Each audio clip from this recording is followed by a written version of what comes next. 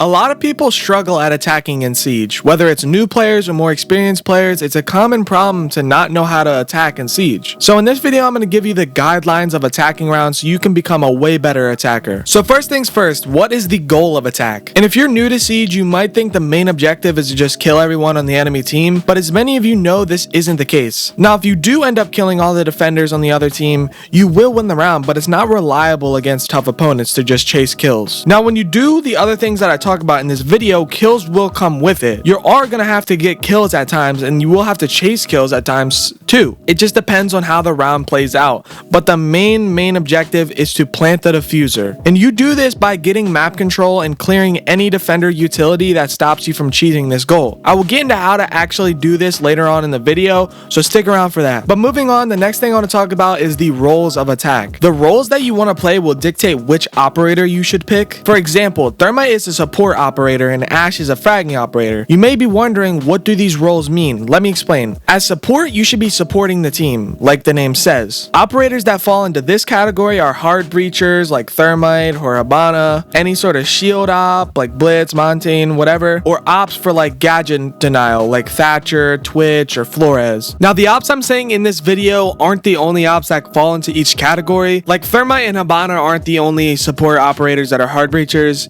Same with, Monty and Blitz, they aren't the only shield operators that are support. You can Google which operators are in each category to find out if this operator is support, this operator is, flex or whatever, which I haven't talked about those other roles yet, but I will talk about them in a few seconds here. But yeah, I'm not going to be going through every operator for each, role, but I am going to be giving you a few just so you get an idea about each role's, capabilities and what they're supposed to be doing based off the operators that I'm saying in this video. But back to explaining what the general idea of a support operator is. Typically, when playing these ops, you should be avoiding gunfights early in the round because your gadget is very useful and important to the round. So avoid gunfights until you've used your ability. But you don't want to just do nothing the whole round. You should be droning your team in, which is a skill in its own. So I'll tell you more about that later on. But let's just move on to the next role. Entry fragger. Most people think that entry fraggers are just there to get kills, but it's not just that. The entry fragger should also be taking map control. This is because the entry fragger's gadget is usually not as important as the support operators. Losing your entry fragger isn't going to hurt your round as much as losing the support, so that's why they're the ones that are entering the building first and taking the map control and getting kills sometimes. Examples of entry fraggers include Ash, Zofia, and Jackal. Now, just because an op is used for one role doesn't mean it can't be used for others. I said earlier that Twitch is a support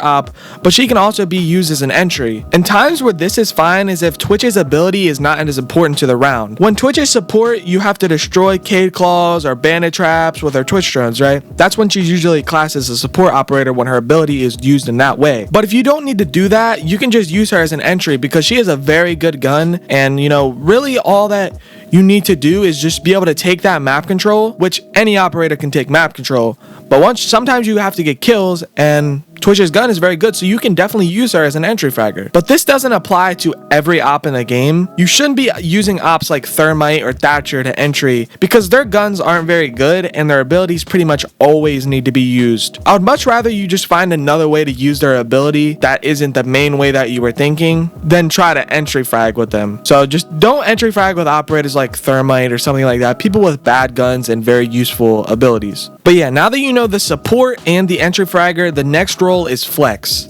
The flex basically does specific things that the other roles can't or shouldn't. So ops like Sledge, Buck, and Ram for making vertical, Nomad or Gridlock or Zero for watching flank. These ops basically just fill in the gaps of the team to help benefit the other roles. Now that you know the roles of attack and the ops associated with them roles, you now need to know how many of each roles you should need for a round, also known as team composition. The most basic lineup is 2 support operators, 2 entries, and 1 flex. Now, like I said, this is the most basic lineup. The lineup itself can change a bit. You can bring 2 flex ops and 1 entry fragger Thatcher, whatever you want to do, but just don't bring more than 2 support ops or more than 2 entry ops most of the time. Bringing too many in any of those roles could cause gaps in your attack in terms of utility or gunplay. I'm going to give some examples of good lineups on specific sites. Like if you're attacking CCTV on Clubhouse, a good lineup is Thermite and Thatcher to get the wall open, Lion and Sledge is flex, and Ash is entry fragger. Now this is pretty simple, but for other sites like Kitchen on Coastline, when attacking, a good lineup is 2 ops to play vertical, maybe Sledge and Ram, 1 for flank like Nomad, and you could have 2 entry fraggers because there isn't any super important walls to get. So you don't really need a hard breacher and a Thatcher, right? You don't really need that if there's not any super important walls. So a support op isn't always needed on a site like that. But like I said, these can change and you should be adapting to what the enemies bring, which I'll talk a little bit more about that later on in the video about countering specific ops that the defenders choose, but that's later on in the video. So let's just move on to the next topic, team communication. A very important part of Siege that isn't used enough. Now for some people this seems obvious, but there are a lot of people who don't communicate to their team. Communication is especially important when attacking because there are more things you have to worry about on attack and the added callouts you need to make when droning someone in, which I'm about to get into. If you're breaching a wall or rotating to a different spot, call it out. Calling things like that can give your teammates more of an idea of what's going on in the round, and also not calling out can get your teammates killed. Think about it. If you don't call out that you hear someone's footsteps near you, they might end up flanking your teammates without ever giving them a chance. So call out almost everything. But another thing that people struggle with is not knowing how to properly call something out. A lot of the time my teammates will call out over there or right there, something like that, causing me to get killed because I start kind of panicking, thinking I'm gonna die. Try to learn specific parts of the map so you can give better call outs. So you can stop saying like over there or right there, because that's gonna get people killed a lot of the times. But yeah, once you've learned all of that stuff, how to properly make call outs, what to call out, when to call out,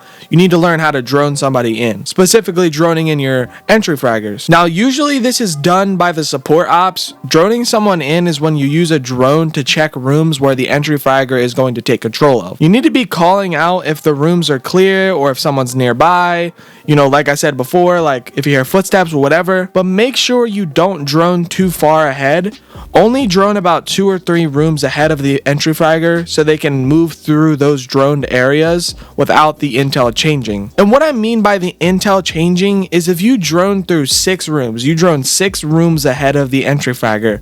By the time the entry fragger reaches like room 3, someone could have entered room 6 or 5 or whatever because you haven't droned in like a minute by the time they're making it to that 6th room. So don't drone too far ahead. Let your entry fragger enter the buildings and enter the rooms and then continue to drone and give callouts. But now that we've gotten all that stuff out of the way, how to drone people in, how to communicate to your team, how to do all that stuff, all the different roles, let's talk about actual in-game stuff. The first thing is the prep phase. Now obviously on attack we don't need to set up any bomb sites, but what we do need to do is gather as much intel about the defenders as they're setting up the bomb site as possible. And you need to do this without sacrificing any of your drones. You want to gather intel about what site the defenders are and what operators they're bringing without getting your drone shot. The ways you can do this are hiding a drone near the bomb site, like in a hallway or something like that, and wait for the defender to walk by, and boom, now you know their operator and you can kind of gauge what they're going to do in their site setup. Or you can quickly drive by the site with your drone and gather intel, and then you can just run away and try to hide your drone. Also, you should only have one person droning the site because you don't want to lose more than one drone. Everyone else should drive their drones to their spawns so they can pick them up and when the prep phase is over. Or they should pre-place their drones where they're going to be pushing from. An example of this is hiding your drone in Big Tower when you're going to push at like Big Tower into Attic. And if you're the one droning the site, make sure to let everyone else know so you don't lose any extra drones. Now once you've gathered your intel, most of the time you need to change your lineup accordingly. If you see Jaeger or Omai,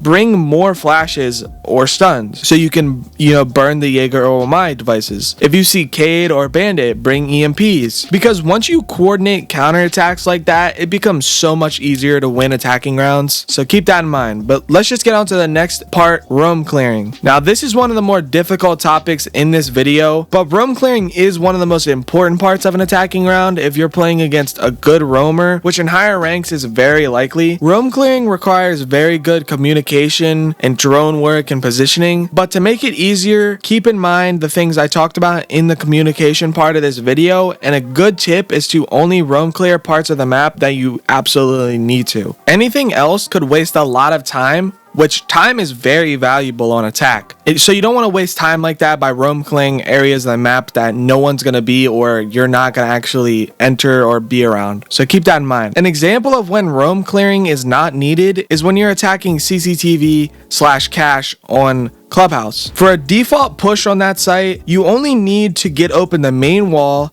and take control of garage to get the diffuser down. You might have to drone a few places below the site, but that's it. And that's only if you're actually going to push below site like that. An example of when roam clearing is very needed is when attacking pretty much any site on Cafe. The reason for this is because to enter the building on Cafe, you have three options: the doors on the bottom floor, the roof, or rappelling into one of the many windows on the side of the building. So if the defenders go third floor, the only place you can enter from and you don't have to roam clear is the roof. Well, and the windows that are right next to site, you wouldn't have to roam clear, but you're probably gonna get killed if you try to just send it through a window next to site. But yeah, if you enter through the bottom floor, you have to roam clear the entire building pretty much on Cafe. Or if you're attacking one of the middle floors on Cafe, you most of the time do enter from one of those bottom floors and you have to drone like the entire map, because you're gonna have to set up flank cams and all this different things, because people can just flank from so many different spots on Cafe. So roam clearing on that map is very important. And for another example, when attacking server/command on Nighthaven Labs, you need to breach, for a default push, you need to breach the IT wall and the connector wall. But to do this, you need to roam clear multiple rooms outside of sight. But yeah, even those examples aren't the most extreme amount of roam clearing, but you should get the point. Some maps you need to, some maps you don't need to, or some sites you need to, some sites you don't need to roam clear as much. So now that you've learned what to do in the prep phase and what to do in the beginning of the round, droning your teammates in and roam clearing, you need to think about site execution. Site execution is just when you push onto the bomb site to try to get the diffuser down. As for when this should be done, well, it depends. If it's a 3v1 and you guys have the needed map control and the site you're trying to plant in is clear, then go for it. But if there's a smoke or a Goyo or a Tachanka, you're gonna either have to bait them out to using their abilities by faking the plant, or you're gonna have to try to kill them however you can. And another thing about planting, if an op like Solis or Valkyrie is alive on the other team and you don't know where they are, assume they are below and trying to C4 you from below. So plant somewhere where you can't get C4'd or impacted below. So on hard floors, like, like concrete or something like that, just that aren't breakable like wood, or on unbreakable objects like most beds and,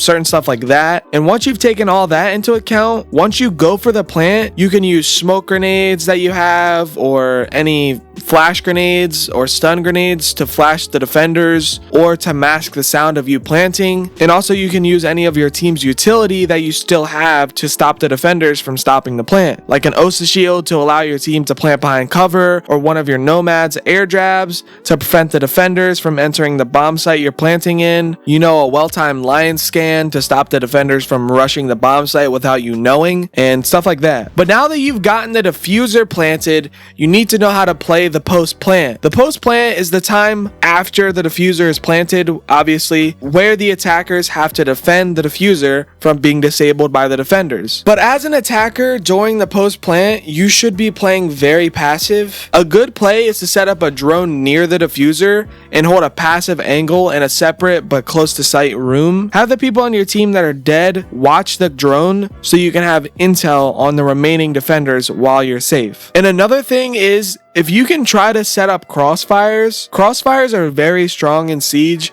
so try to use them. And if you've planted on a soft floor, you can go below and break the floor below the diffuser and wait for your callouts from your team telling you when the defender that are left are trying to go for the defuse. And then you can just shoot them through the floor when they're going for the defuse. And also, when the defenders try to disable the diffuser, be cautious of baits. You can hear noises when someone is defusing, and after like 3 of the noises, after 3 clicks, they are usually not baiting anymore. And by just running close to them, you can bait them and they'll get off of it and if they don't get off of it, then you can just go for the kill. Alright, that's the end of the video. If you enjoyed, leave a like and subscribe. No, but like actually, leave a like and subscribe if you enjoyed the video, because 97% of the people that watch my videos aren't subscribed, which means 97% of you are missing out on content like this all the time. And it only takes like 2 seconds and it's completely free, so why not do it? It helps me out. It doesn't take that much time. So if you enjoyed the video, leave a like and subscribe. But other than that, peace. Bye bye.